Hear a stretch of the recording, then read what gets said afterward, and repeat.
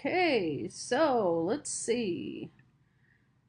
This presentation is on scholarly references, and it is probably the first class that you'll be told about how important scholarly references are.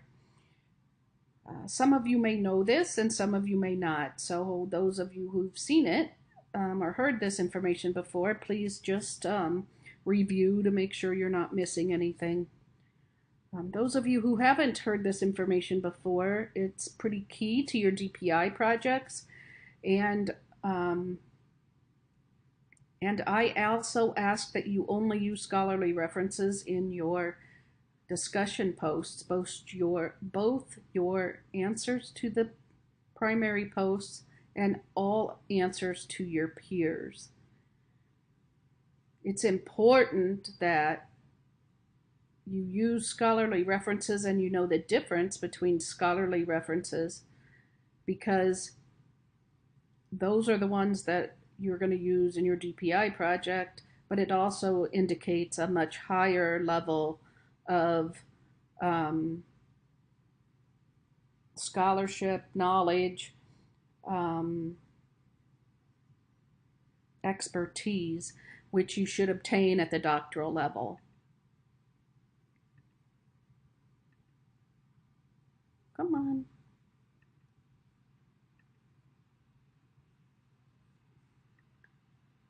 So just a quick note on graduate level writing. A high degree of analysis and synthesis is required of primary sources. Make sure that if you don't know what analysis and synthesis means for your writing, that you look that up as well. You want to do an in-depth analysis of the issues being discussed, avoid subjective statements, and base all of your work on empirical evidence, which is primary research sources. You want to use a very formal and terse tone and synthesize and analyze that empirical evidence. So it's an expectation at the graduate level that you should be able to write at a level that demonstrates this high level of analysis and synthesis of primary sources. A primary source is a scholarly source, and it's also important that you can tell the difference between primary and secondary sources and interpret that information accordingly. And we'll talk about all of those here in just a moment.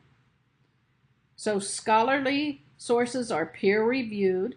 They are journal articles that are written by scholars or professionals who are experts in their fields. The articles that are submitted for publication are peer-reviewed and undergo a rigorous editing process prior to publication. They're peer-reviewed because their peers that are chosen to review the article can provide feedback, can make sure that the science is correct and up to date, and they ensure that only high quality articles get published with the journal that they're reviewing for. In the sciences and social sciences, researchers often publish research results, and these may include policy-related manuscripts or practice-related manuscripts, but they still need to be primary sources. So first, peer-reviewed. Sometimes scholarly sources and the terms academic or peer-reviewed are used interchangeably. So make sure that you check on those and you can feel comfortable if it says academic reviewed or peer-reviewed that they mean the same thing. You can also look up acceptance rates of journals online, and that indicates how rigorous the peer review process for that particular journal is. Most nursing journals have about a 25 to 28% acceptance rate.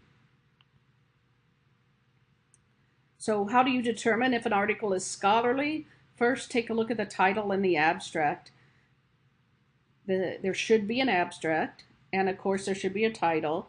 The title should be written in a more terse, professional language, and the abstract should have sections like background, methods, results, conclusion, and typically they'll have keywords. Sometimes they won't have the headings for the abstract laid out like this one particularly does, but they're embedded in one paragraph.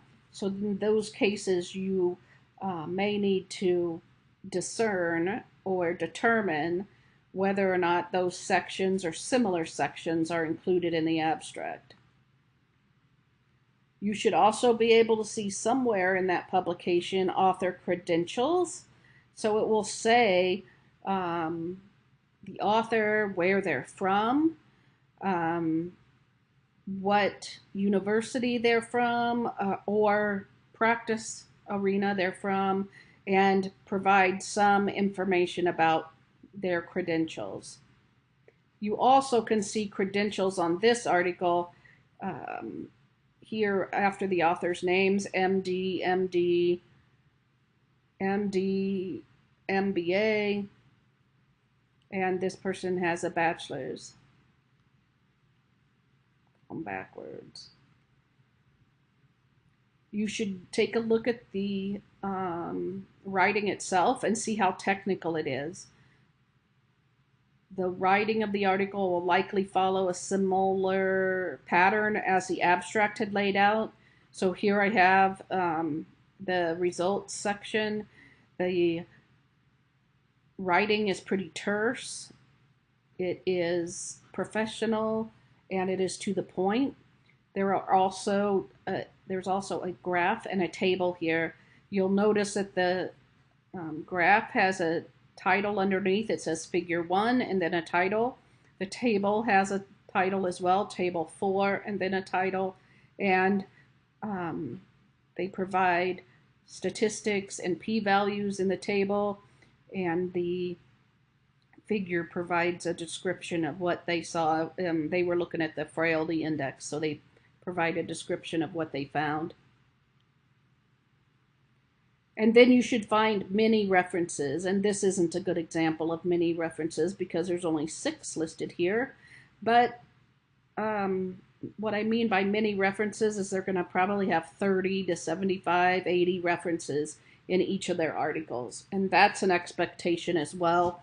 That's an expectation for your writing at the DPI level.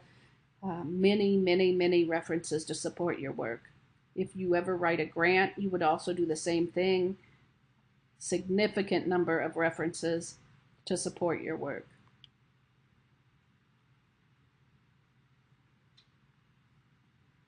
You might want to use a non-peer-reviewed article, but really be very, very cautious. For the GCU DNP program and nearly all other terminal degree programs, you should use only primary sources and all scholarly sources. There are some exceptions, but you want to check with faculty. So you might you may have theoretical work or original statistical source. Those will be older. They're probably still primary sources, and you want to find the primary source for all of those, the seminal, the first work done on each of those. And then a couple of governmental websites is okay, .gov, GovSite websites, but they should not be the substantial portion of your references, because governmental websites often are also secondary sources. So let's talk about primary versus secondary sources. You need to use primary sources.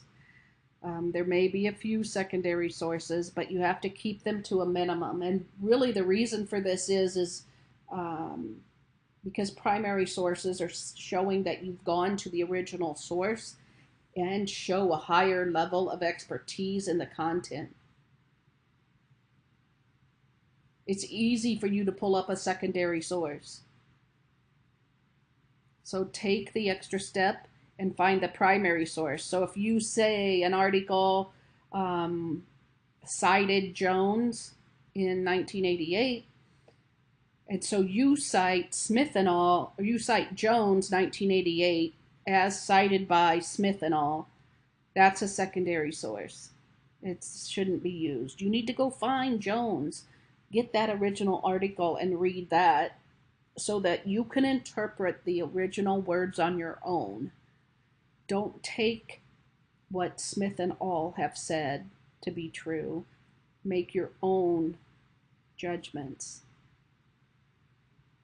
So distinguishing between those primary and secondary sources is pretty important.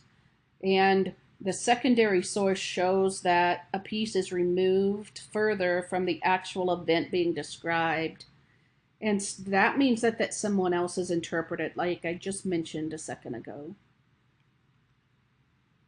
Primary sources are those that experience the event firsthand.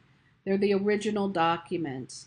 So reports of scientific discoveries or experiments, results of clinical trials, they're factual and not interpretive. Secondary sources are those that interpret the primary sources, and they've written about the primary source. They interpret, assign value to, or draw conclusions based on what was written from the primary source. Examples are textbooks, essays, current events, editorials, or commentaries. So all of these are secondary sources, and one of the things that is really hard for people to move past is the textbooks. But you should not cite a textbook any longer at this level. You want to cite a primary source instead. So here's a search that I did at the GCU library. You can see how or what phrases are going to come up. I used hearing loss in older adults because that's one of my research interests. I also checked I wanted full text and peer reviewed, and then I changed the publication date. You will also be asked to use only publications that are current, and that means within 5 years, published within 5 years of your anticipated graduation date. You can use older ones, but they'll make you rewrite this and exclude those articles later. You can have only no more than 15% of secondary and older titles in your DPI projects. So you're going to have to use primary sources for your theoretical references. Those are all going to be older. So what you're going to write for me in this class needs to be less than 5 years old, all of them. You can click here, also full text, peer reviewed. You can change your date here to meet. This is older, so you would need to change it to reflect your anticipated graduation date. And then you can do some more limiting of your search by different types down below. You'll notice that I got 773 results from this search, even though I limited the full text and peer reviewed. So there's quite a bit of literature that is available on your topics. You just have to get out there and really search for it. I also suggest that you search 5 or 6 different databases to look for your articles. You can use Google Scholar, but it shouldn't be your only source. If you need help with this, please contact the GCU library and they can help you with your searches as well. Here's another search that I entered a statistical test so I could get some references on the statistics I wanted to do. And so for this, I entered paired t-test. I did full text and peer reviewed again, and I limited by my published date. And I received, where's my tot? Oh yeah, 331,219. different articles on this topic. So there's a lot of articles that also describe um, the different statistical tests, and you will find plenty of citations for your statistics that are not textbooks as well. Okay, that's the end of this presentation. I hope it helps, and I look forward to working with you guys. Bye-bye.